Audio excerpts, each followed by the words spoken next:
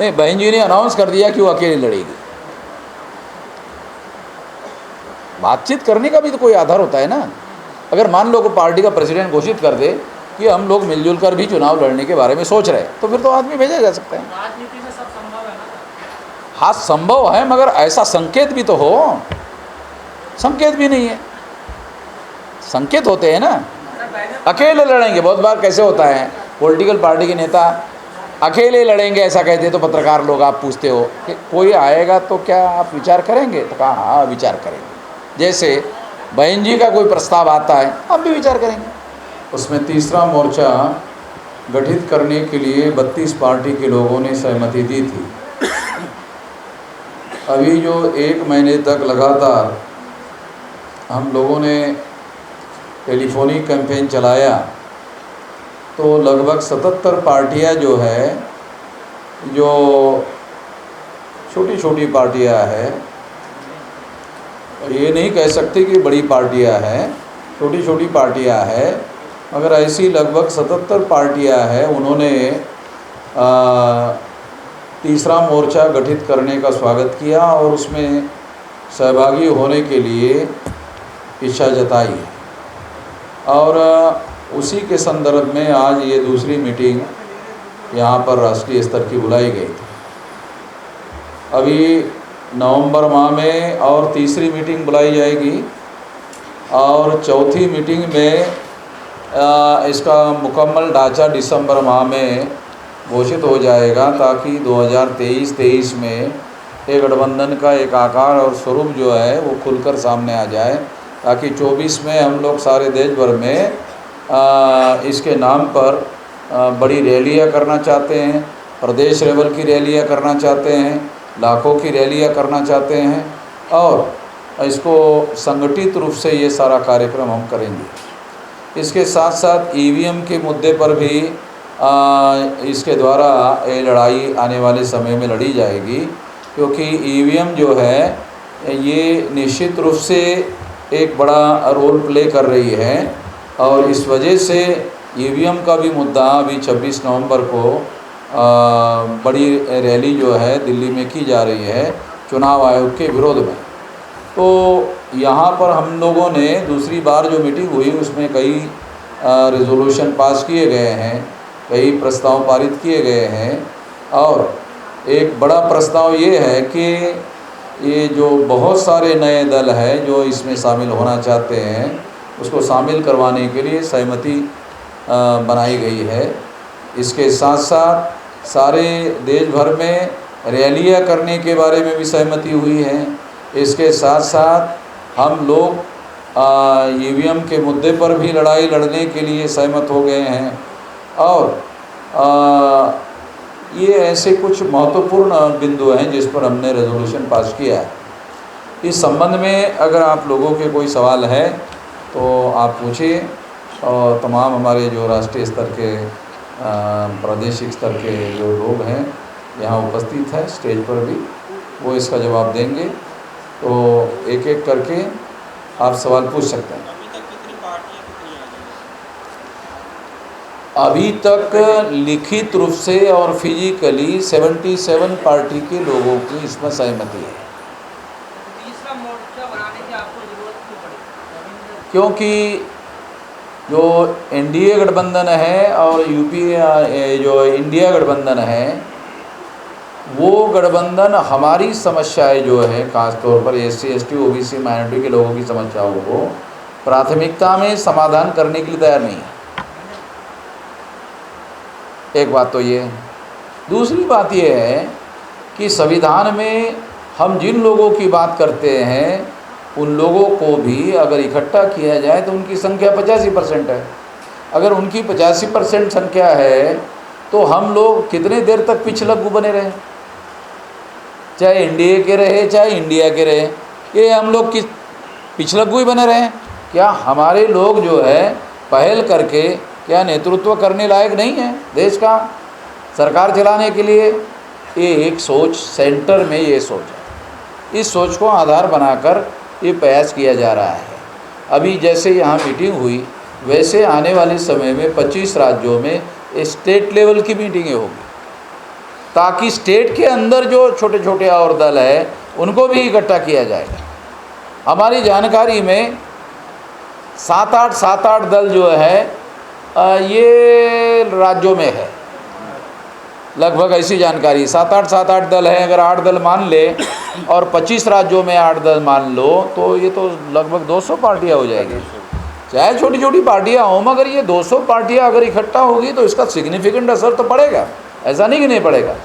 और हम लोग ये सारे लोग मिलकर मिनिमम 200 और मैक्सिमम 400 सीटों पर चुनाव लड़ेंगे। आपके पास 200 पार्टियां मगर वोटर नहीं क्या? हाँ, आपके पास पार्टियां बहुत हैं। ये वोटर है या नहीं है तो रिज़ल्ट पे पता चलेगा।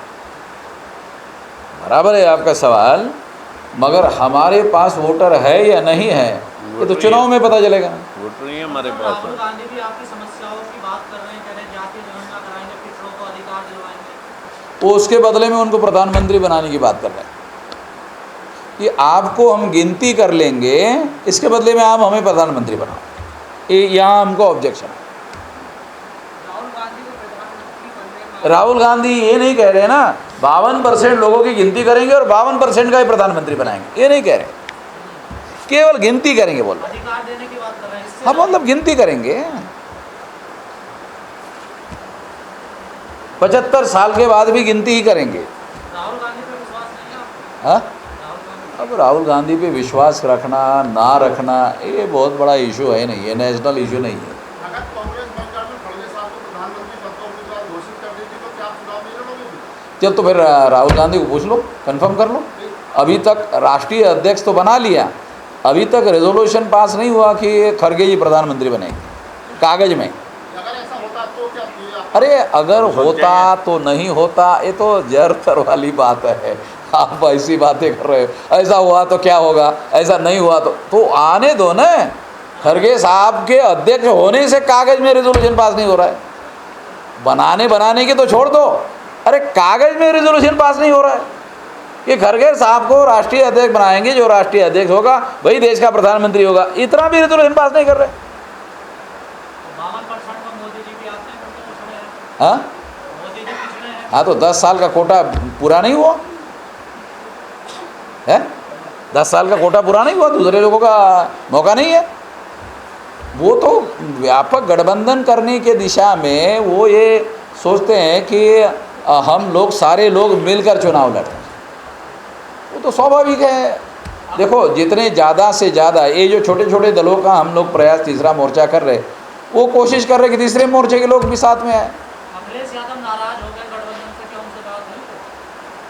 इंडिया गठबंधन से नाराज चल रहे हैं वो आज। वो कांग्रेस से नाराज चल रहा है। ये है इंडिया गठबंधन में। हाँ, अभी तो अनाउंस नहीं किया उन्होंने बाहर जाएंगे, क्योंकि बाहर जाएंगे उनका भी बेड़ा गर्क हो जाएगा। उनको मालूम है बाहर जाने से कोई फ़ायदा नहीं है। और झगड़ा चल रहा है मध्य प्रदेश में, यूपी में बाहर क्यों जाएंगे? अरे राजनीति में यूपी में बाहर क्यों जाएंगे? चंद्रशेखर रावत में बातचीत चल रही है आपको? राम रावण की लड़ाई काहे के लिए खड़ी कर रहे हो खामखा? जैसा उनकी राजनीतिक पार्टी शायद बोल रही है, बड़े नेता हैं यूपी वो भी दलित पिछड़ों की बात कर रहे हैं। हाँ, तो नागपुर में तो उन लोगों के साथ वार्ता हो गई है। आपने सोशल मीडिया में खबर नहीं पड़ी है?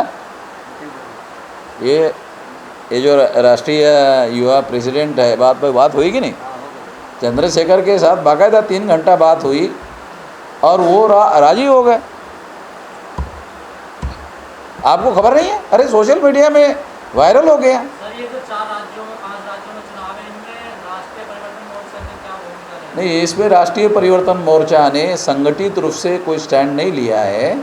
संगठित रूप से लोकसभा चुनाव के लिए अभी स्टेट में जो चुनाव हो रहा है, अगर इससे संबंधित पार्टियां कोई चुनाव लड़ रही है तो उन लोगों को हम कहेंगे आप स्टेट लेवल पर, जो राष्ट्रीय स्तर पर परिवर्तन मोर्चा में आप सहभागी है, आप मिलकर लड़िए।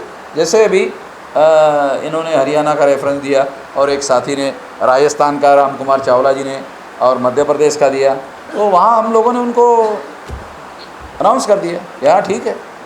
अभी एक साथी ने कहा कि 3 लोग जो साथी चुनाव लड़ेंगे तो राष्ट्रीय परिवर्तन मोर्चा के जो लोग वहाँ हैं वो उनका समर्थन करेंगे।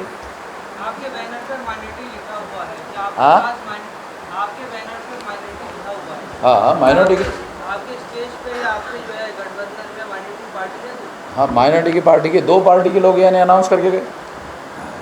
2 पार्टी के लोग जो है बैठे हैं हम। बैठे भी है। दो राष्ट्रीय स्तर की पार्टियां हैं मुस्लिम लोगों की, और 2-3 दिन में ही ज़्यादा नहीं चला। वो मतलब पैसे वाला लेन देन वाला जो मामला है वो तो फिर दूसरी पार्टी के लोग पैसे के लेन देन टिकटों को बेच करके, अगर मान लो टिकट बेच करके अगर पैसे इकट्ठा करने की बातें हैं, अगर यहाँ भी ऐसे ही चलते रहे तो फिर नया प्रपोजल या नया प्रस्ताव लेकर के काम करने की ज़रूरत क्या है।